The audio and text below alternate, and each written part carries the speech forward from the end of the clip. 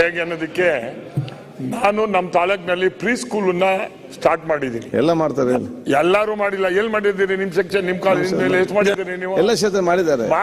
Continue ಮಾಡಿ ಕೇಳಿ. ನಾನು ಆ ಮಂತ್ರಿಯವ್ರನ್ನ ಕರ್ಕೊಂಡೋಗಿ ನಾನೆಲ್ಲ ತೋರಿಸ್ದೆ. ನಾನು 50 ಪಂಚಾಯತಿನಲ್ಲಿ 13 ಪಂಚಾಯತಿನಲ್ಲಿ ಮಕ್ಕಳ ಮನೆ ಅಂತೇಳಿ ಪ್ರೀ ಸ್ಕೂಲನ್ನ ನಾನು ಸ್ಟಾರ್ಟ್ ಮಾಡಿದ್ದೀನಿ.